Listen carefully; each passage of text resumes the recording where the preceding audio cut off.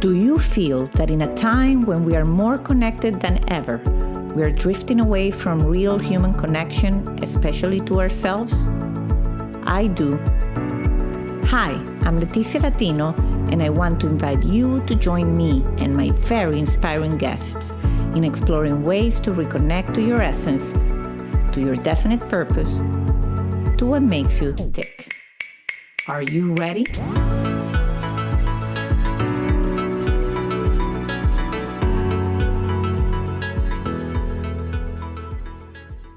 Well, hello, everybody, and welcome to a new episode of Back to Basics, the TAP series. To freshen your mind about what the Acceleration Project is, or TAP as we call it, it is an innovative, award-winning consulting firm focused on underserved small businesses, particularly women and minority-owned enterprises.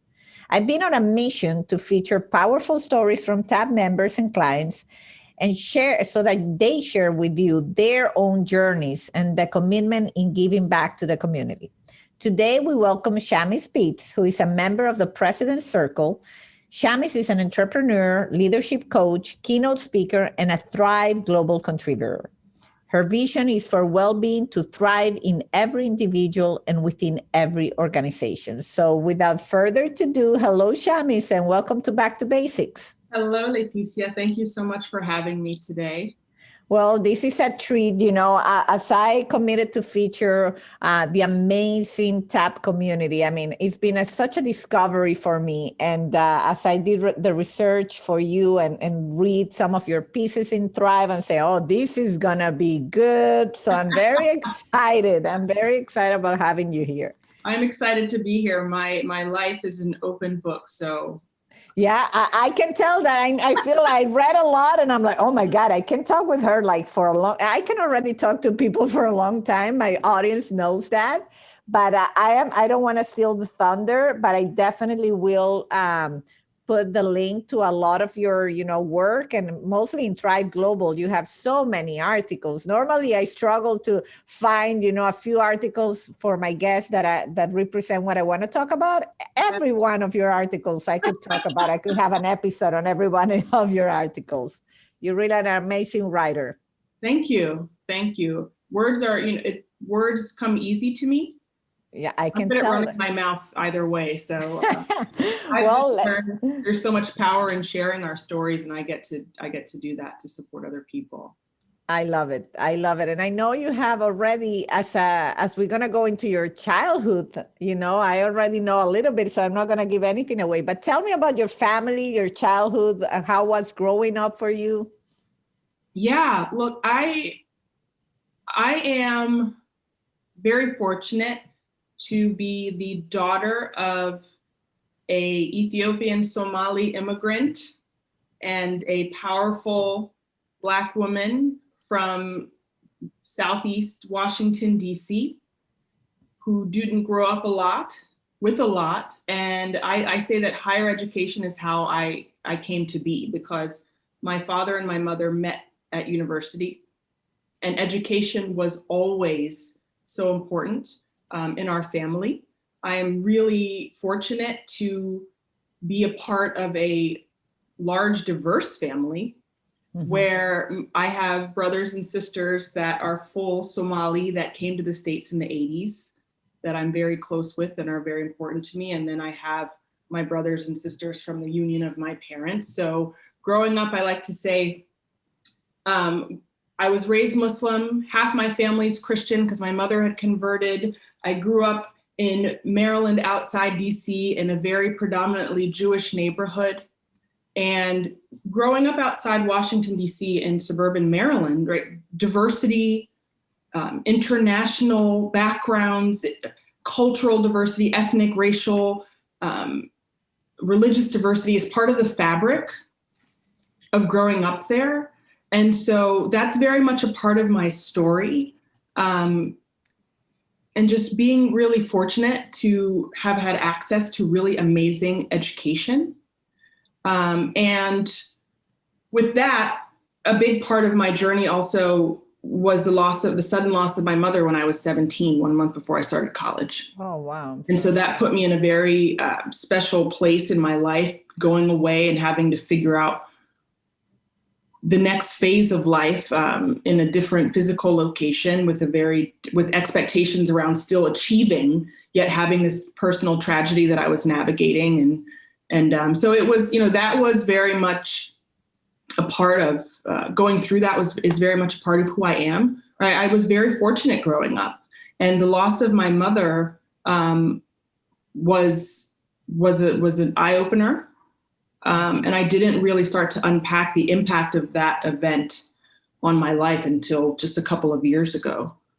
So I'll leave it there. Yeah, I imagine that's a lot. I cannot imagine losing a parent at 17. That must be devastated. I lost one of my best friends at 17 to a car accident. And that, I think death, comparing is not, the parent is really something that I cannot even, but just death in general, I think when you experience it at an early age, it definitely shapes how you approach life, I think. Would you agree? Yeah, it really does. But I also want to say that loss is loss.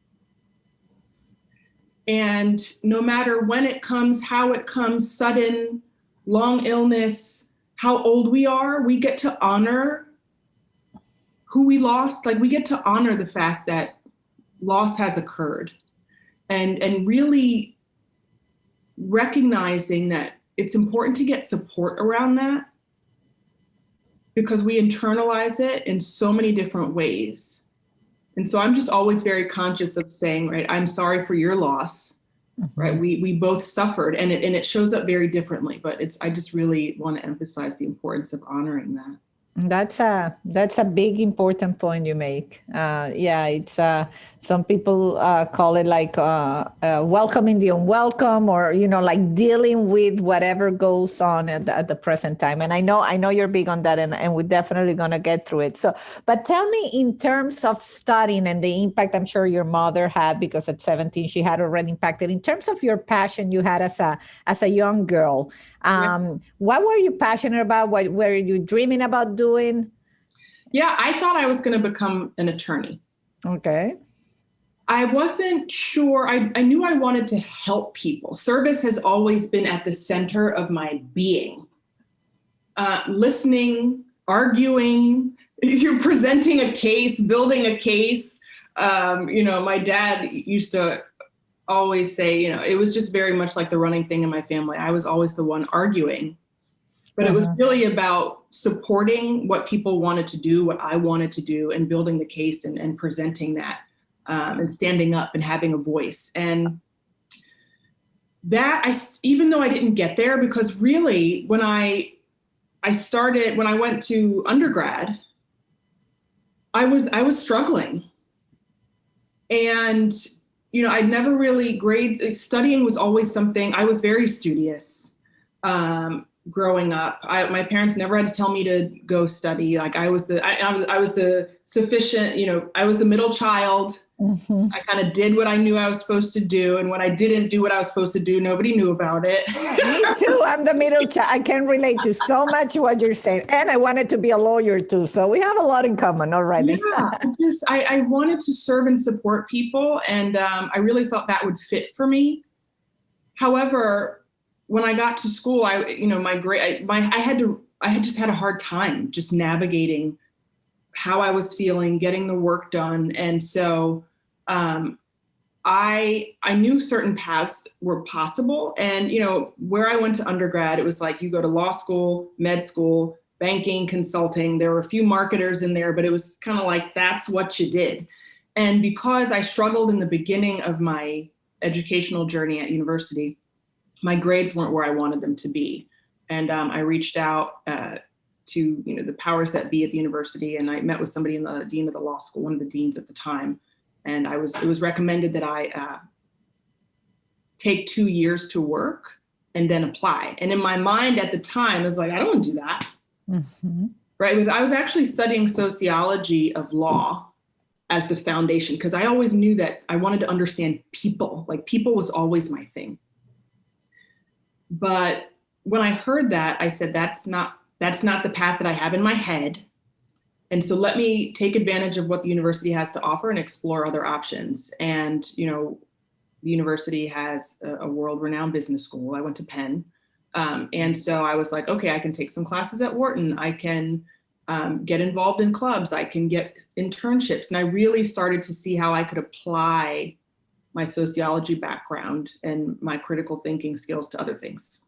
And so I went into the world of business, but I went into consulting out of undergrad in human capital consulting, right? So I still was leveraging the people foundation that I had and was really important to me and my critical thinking skills, and I applied it in that way. But always in my heart of hearts, I wear like an attorney's hat, right? I'm always the one thinking about risk management, legal and compliance. What do our contracts look like, right? So I feel like I'm still living in that world as a business owner. Yes. I still get to think about the implications legally of what I do, and so that's how I bring that to bear. And it really at the foundation of it, critical thinking skills are at the foundation of what lawyers do. Yeah. So. Is there in the bucket list somewhere of Shamis going back to law school? Is that something that you ever think about it or no? No, those days are gone. My husband's like, how many more credentials do you need to get? He's like, aren't you good where you are? And I'm like, well, I love learning.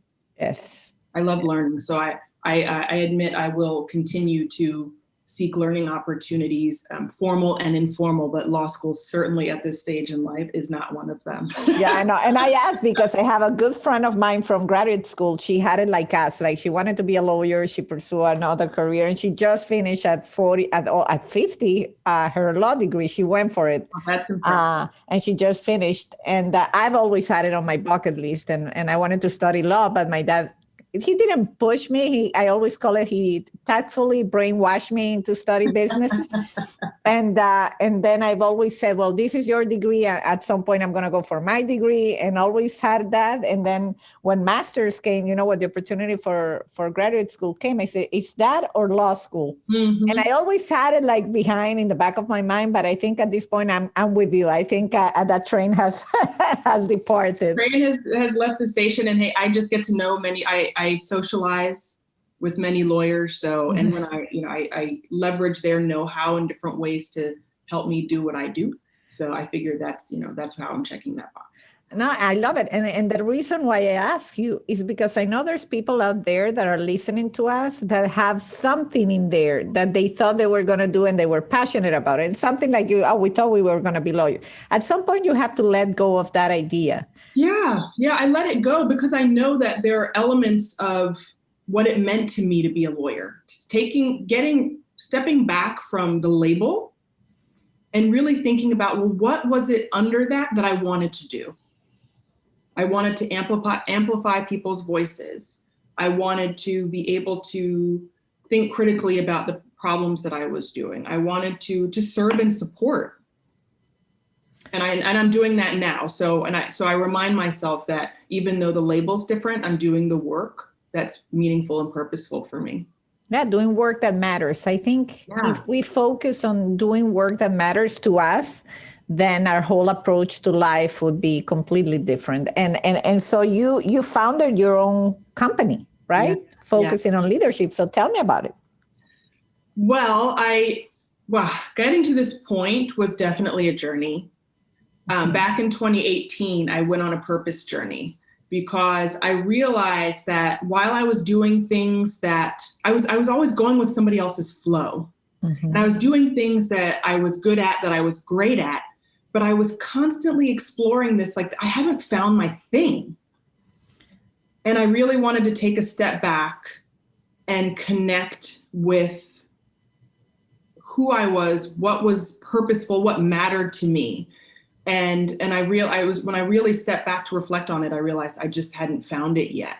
And so launching my business was the culmination of about a year of purposeful exploration, deep exploration about like who Shamis is, what's important to her, and how do I want my impact in the world to be? What do I want that to look like? And so I stepped into therapy to really start to explore that because I realized I had mentioned earlier, I hadn't really unpacked my mother's passing, but this also had a lot to do with my relationship with my dad and just really understanding right? How important like education was to me and how I can serve and help others learn about themselves and about others, and service, and like, what does that mean and how it can look so different.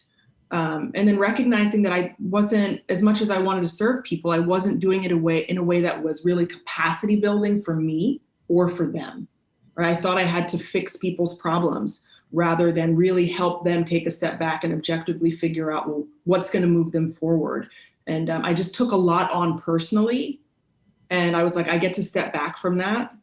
And so I had started a coaching program when I was running a charter school after business school, and told myself I was too busy to finish it. And I realized I want to get back to that, because I really know, as much as I want to build organizations from the inside out, which is why I really enjoyed being in the world of startups, it was really the people. And I wanted to support the people and help them have the confidence and the know-how to create.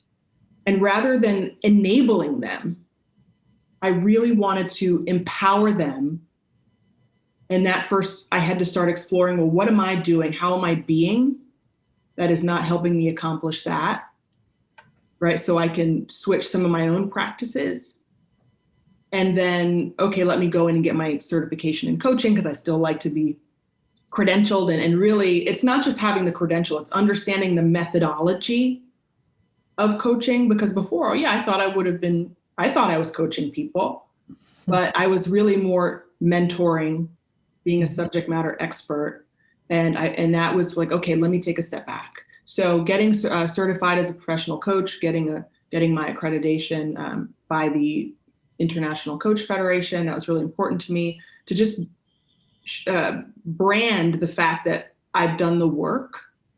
Mm-hmm. Because being neutral is really important in the space of coaching. I know this is like a long story to how I got to where I am, but it was really starting from No, this is great. I love it. I am relaxing, and you tell it in such a powerful way that Thank you. And I'm sure that people listening to you are in awe of your story. So thank you. So much of it was like a foundation of coaching. And then once I declared my business, it was like people came out of the woodwork and they're like, oh, well, okay, you coach, but can you coach me? But can you also come over to my company and bring some of your Shamis magic? I don't know exactly what you're doing, but let's talk about it. Because if you're now stepping into leadership development, and people had experienced me as a leader in organizations, they're like, come help us. Let's talk about this. And that's when I stepped into the training and facilitation. And I was like, oh my gosh, like, this is allows me to amplify what I'm doing from a place that felt so connected with like my being. Like, I'm like this, I love this. I'm energized by this, right? So this is amazing, because you've said two things that I think are so important. One, that you say people were coming out of nowhere, because every time someone thinks about pursuing their true passion, I think that's one of the places where they get stuck. Like they say, who am I going to sell this to? Who's going to be my client? And then they just get paralyzed by fear of doing it. And they don't realize it doesn't work that way. It works the opposite way, actually. Right? Yeah. Because I just declared, I made video, I put it on LinkedIn. I declared my business, and I just talked about being a coach. And then because I was open to having conversations with people when they reached out, and it's like they saw me as, and I don't want to say more than a coach, as if coaching is not enough, but they saw and knew parts of me that could really help them. And then I slowly started expanding my vision, because I thought I was just going to do the one-on-one. I can impact the world by impacting one person, and that was sufficient for me. But very quickly, things just blew up. But everything that I did felt authentic to me. It felt purposeful, because I talk a lot about purpose versus passion. I'm passionate about mentoring. The leadership development work that I do and the employee engagement work that I do is my purpose work. It energizes me. Even when days are long and exhausting, I know I'm having impact. I know I'm helping people and organizations transform. one day at a time, one moment at a time. And I love it. I love it.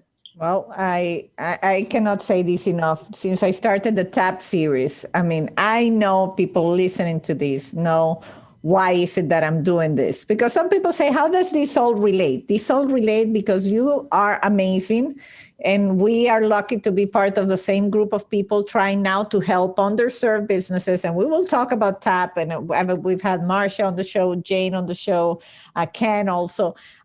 But this is what makes it special, because it's successful people that want to help others. And in my case, this energizes me. And this is how my podcast plays a role out of the woodworks where no one, even I didn't even thought of this. And I'm connecting to such amazing people. I was just talking to a friend yesterday. We were talking about my work and all this. I say, but the one thing I'm very excited about is the amazing people I'm getting to know and meet and interact with. This is like, it's magic happening in front of my eyes, and it's very powerful. Yeah, it is. It is. And it's so funny because so many times I use that word magic and then I stop myself, because Leticia, so much of this is, we're doing this with intention. There's work and intention behind this. It feels easy because it's our way of operating in the world. But there's so much intention around wanting to help and support people, right? Sometimes when I think about magic, it's like we don't understand how we got someplace, which gives short shrift to the intentional work that we're doing. That's powerful. I think for me, what changed 2 years ago when I started this podcast was precisely that I've always been good with people. I've always, I know I had the capacity to inspire my friends. If I always tell the story. I met my husband online and no one believed in Match.com 16 years ago. And out of that, like 6 people met their spouses in Match.com just because I pushed them to be open to the idea. Right. Yes. You know? And I knew it, but I say, but I think I can help more people, because if you and I had met and we would have this conversation, offline in a restaurant because we made through TAP, I would have walked away knowing that this was such a precious conversation that I didn't get to share with other people. Yes. And then through the podcast, what I thought is like, if I can encapsulate those amazing, inspiring conversations and share them with whomever wants to listen, then that's one person maybe that's going to be impacted by it. Exactly what you said. And then it became intentional in my life, which had never been before. Now it's doing the podcast, putting the work in and putting it out there is intentional. And then I see the magic happen. Yes. Because it's that one spark in that one person that can change the trajectory of what they think is possible for themselves and may cause them to take action that they never would have done before. Yeah. And so, and you're a life coach, so I have to take advantage of these, because the other thing you say that I think is super important, and I would love for you to elaborate a little bit more, is you went on a purpose journey. Mm-hmm. So, you go on a purpose journey, and I can imagine people listening to this is like, how do I do that? I know I want to do that. I know I'm not intentionally manifesting what I'm supposed to be. So what can you say to those out there that just want to do just that? Yeah, that's a great question, right? Because I actually didn't go back to work, and I gave myself time and space, and it wasn't pretty. It was, I imagine. It was a year of growth and tears and really pushing myself to go really deep. That being said, my journey continues in small ways every single day. So one of the things that I encourage people to do is to start small. With journaling, usually. I call journaling free therapy, right? It's a way, and it doesn't have to show up in a particular way. It's just committing to some time to explore in an unstructured fashion the things that are going on in our heads, because there are many. And just getting those things out so that then you have a space to be an observer of your own thoughts. And if you choose to, you can go back and read your thoughts, or you can just be in it. I don't always go back and read different pages. Sometimes I do. But it's really just there are things in your brain, like there's things in my mind that I didn't even know were rattling around in there. And if I just give myself a little space to process how I'm feeling and how I'm thinking about things, there can be so many aha moments that pop up, right? So if somebody's looking to explore where they are, what they're up to, simply committing a few minutes every day. And if they want to, it's like choose your own adventure. If you think a prompt, if there's a question that's been in your mind, just put it down on the paper and start to write about whatever comes out. There's no, I don't like to be too prescriptive about it, but it's a space to have, it's a way to have some space and to start just really thinking and getting stuff out. Because oftentimes there's so many things that are rattling around in our bodies that until we act in our minds, but our bodies too, right? Our feelings often, they live in our body. Just giving space to just get some of those out is like a first huge step. And so if anybody thinking about a purpose journey on their own that's navigated, right? I'm a leadership coach. I work with business leaders who are dealing with personal and professional challenges. But there are things that I'm sharing now that I suggest that they do. Of course. Right. And they can reach out. Of course, we'll have your info in the show notes. And but yeah, everything resonates. That's another thing I've always done without intention. I have diaries since I'm like 18. And I have, basically all my life documented there, my thoughts. And I don't go out that often, but it's true. The times where I've been going out, I see recurring thoughts and things that if I was thinking this at 18 and I'm 47 and I'm still writing about it, this is important to me. Yeah. And so it's also a great way to keep you true to who you are, because some things are going to resonate more than others. And when they keep showing up, it's like, pay attention. Yes, exactly. Just getting curious about it. Where's this coming from? Yes, absolutely. What do I want to do with it when it comes out? And do I want to talk about this, or do I want to take some sort of action? Yes, I love that. And I love that. I mean, you are a very prolific writer, and you're a contributor in Thrive Global. And that's another link I will put on your episode.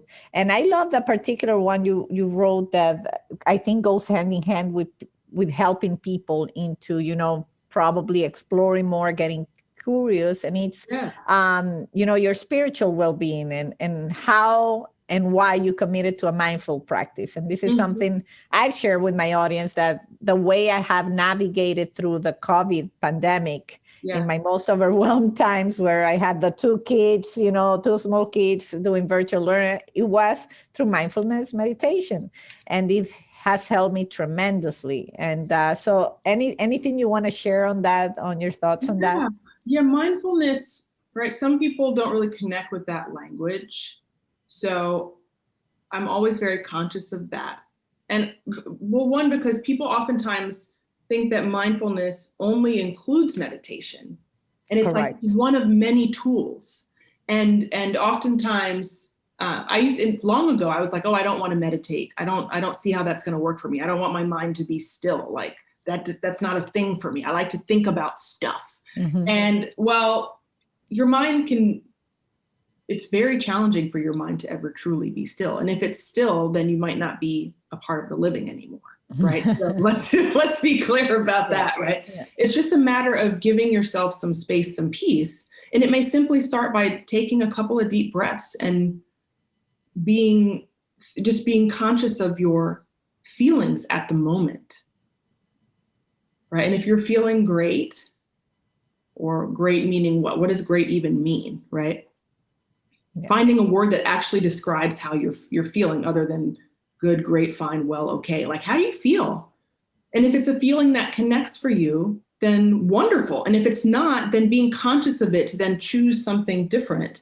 What can I do to move myself in another direction? I see that as being mindfulness, because you're being mindful, practicing mindfulness, because you're becoming present to your feelings, and then recognizing that you have a choice to move it in one way or the other.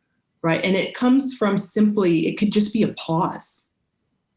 Right. I mean, journaling I see as a mindfulness practice, because you're creating space to be with yourself and simply get curious and ponder and reflect. right? These days, mindfulness, I do mindfulness check-ins before every session that I run, really almost before every conversation that I have. Like, how are you feeling? Yeah. Right? You asked me at the top of this before we started recording, how am I feeling? And I was like, yeah, let me think about that. Yeah. Because we are so, we go through the motion, right? Of how we feeling good and you good. And almost if someone gives you a different answer, you're surprised by it. Yeah. Right? Yeah. And so I usually am really pushing people on that, especially now, because it's like, at least I know, well, where are you starting from before I have this conversation with you? So I can be present to that and know that it might inform how we connect with one another in a meeting, in an interview, in a session, right? And so, yeah, it can show up in so many different ways. And the one thing I really want to emphasize here, given especially the times that we're in, is the importance of really focusing on what's working. And that's where the gratitude practice is, or I like to say, like, what are you proud of today? Right? Because there's so many things to celebrate about how we're continuing to navigate right now. And it's easy to focus on what's not working because our brains, right, are very present to that. They have a negativity bias. Yeah. But let's focus on what's working and anchor, and we can amplify the things that are working. But if we're not spending time even reflecting on what those things are, we won't realize that we have tools in our toolkit to help us move forward, right? And I see that all as part of a mindfulness practice, and it's just about figuring out what resonates or taking small bits from those things and creating a little toolkit. That's really great advice. And I think I read somewhere, and I do it, to do that grateful, it's not even a meditation, reflection. Write 3 words at the end of the day, what you're grateful about of your day. And now more than ever, with COVID and all that, I'm sure that most of us say health, and that's something we normally take for granted. And I think this is why this has been really a transformational time for a lot of people, that we have taken life for granted for so long. And we are living in times where life is not to be taken for granted. And so that's a great 3 little things to do, to every night do it. And then your mind shifts into that kind of positive, grateful attitude. Yeah. What are you proud of? What are you grateful for? Right. What are you excited about?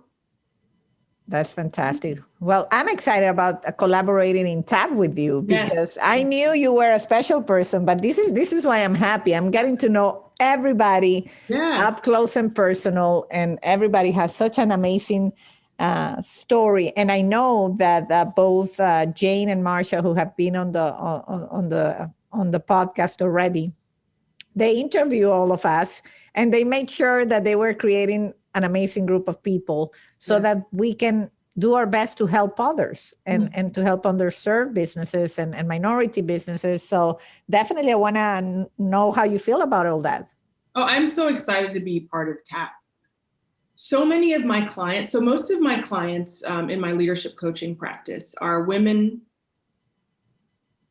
Black, Indigenous, people of color, and the intersection thereof. And whether or not they're in high-tech companies, corporate America, or many of them are running their own business, right?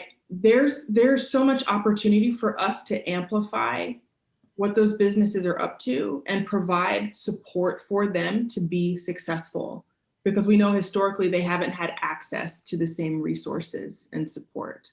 So by collaborating with TAP, for me, I'm directly impacting the clients that I serve. I'm amplifying my ability to have impact in the world by working with TAP, because they are doing the same work. That's powerful. That's powerful, because small businesses, of course, need the expert consultancy that TAP provides, but also someone like you know, that can, because it's very mental. Being an entrepreneur and being a business owner is very mental. Your books might look good and the revenue is coming in, and you have to tweak things, but there's an incredible amount of stress in knowing that you have to pay the bills, that you have employees that depend on you. Just the fact that you know you cannot just quit whenever you want if you have people working for you, right? Exactly. So that leadership, that support that you provide, that, mindset, let's say realignment, it's really very complementary to what TAP is doing. Yes, because business leaders, right? Yeah, they're out there creating for their organization. They're out there impacting their client. And at the same time, they're navigating their own, like the holisticness of their life, right? And I sit in a seat now as a business owner, and I've been in consulting, I've been in corporate, I've been in startup world, I've been in ed. I'm able to bring all of that knowledge, know-how to bear in how I support TAP and really talking through how to amplify, how to support the business leaders.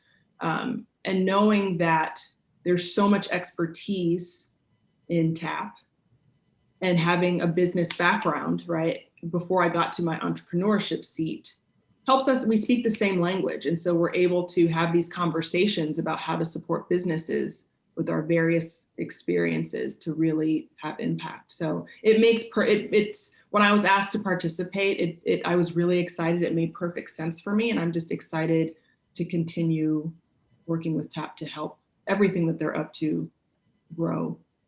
Great. And that's why we're putting the word out there. And that the intention is to help underserved businesses, minority businesses, and the quality of people. I mean, I always have a difficult time naming my episodes because there's so many things I grasp from the guests that could be highlighted. But Marsha's title, her title was The Humanity in Success. And I could see that in each one of my TAP guests, that these are very successful people that have that humanity, that have that sense of greater good, that want to help others.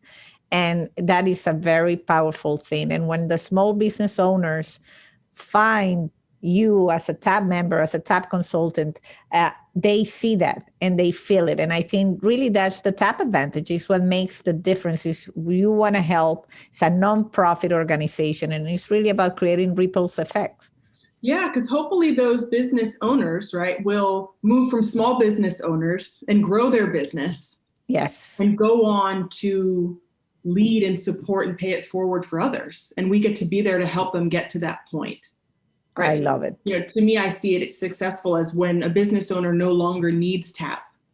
Yes. Because they've closed the gaps, gotten the support that they need, and they're out there doing their thing with confidence and intention, profitably every day, right? That's what this is about, helping people move forward in that and grow their businesses. And TAP just has a wonderful resources with the team leading TAP, with the consultants that are supporting on the ground, who are volunteering their time, very bright, talented business leaders themselves, or former business leaders, right, who are saying this is important to us, and we're going to go out there and ensure that these business owners have what they need.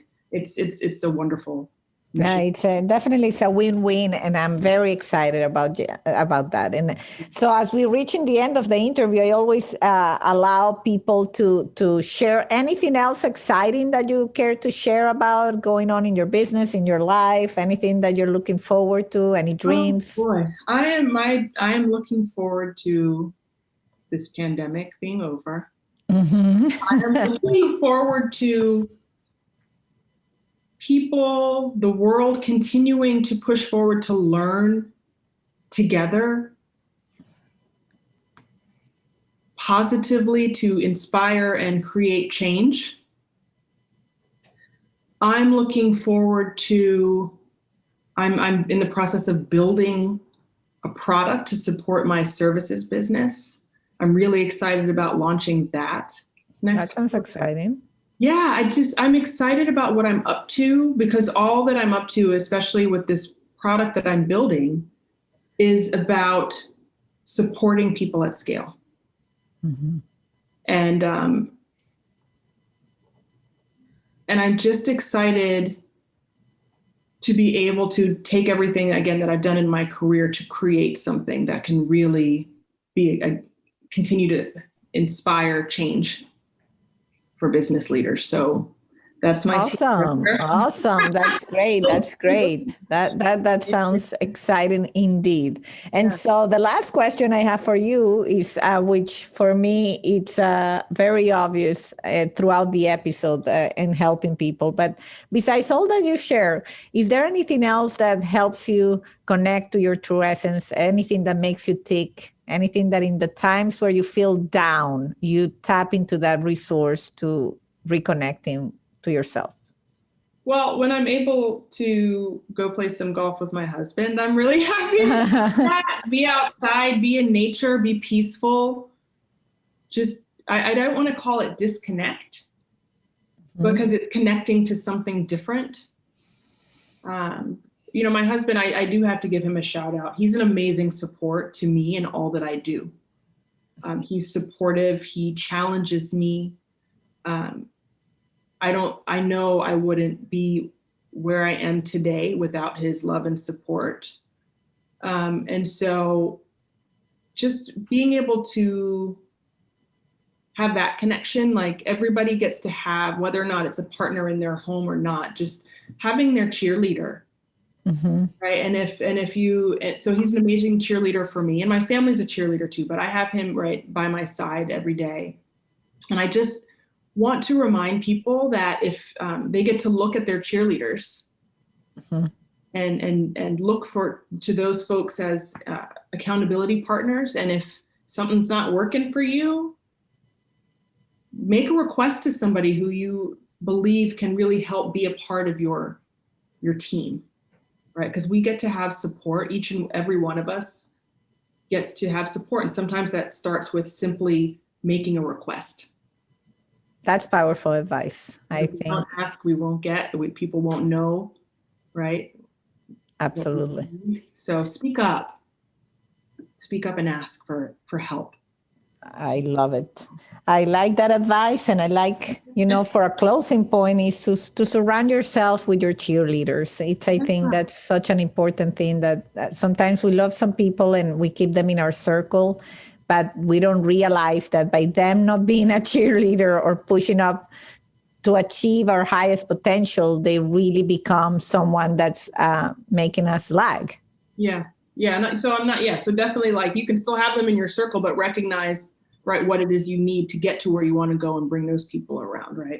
Where do you go? Today I have a big meeting and I call one of those people and I say, I need your brilliant brain this morning. And we are there for each other. And it's certain people that have certain ability to not to see the problems that maybe your new idea or your new project are going to encounter, but to see the possibilities of what that idea is going to bring. Exactly. Because we can't be great at everything. Absolutely. But what makes us great is identifying where the gaps are and figuring out how to close them. And sometimes it's simply having a thought partner or a friend or a colleague, right? Or it's doing something, something else. But like those cheerleaders, those gap closers, right? We get to have that. So that's great. Well, for everybody out there listening, identify your gaps and figure a way how to close it. Thank you, Shamis, for that closing advice. Very powerful. Thank you for being in Back to Basics. Yeah, thank you so much. It's been a wonderful pleasure. I've had lots of fun. Likewise. Thanks. You've been listening to Back to Basics. You can follow us on Instagram and Facebook. If you haven't yet, subscribe, rate, and review this podcast on Apple Podcast or any of your favorite streaming platforms. This is the best gift you can give us. Join me next week for another Back to Basics conversation. And if you want to find out about other exciting things I'm working on, visit leticialatino.com. Thank you, and until the next time.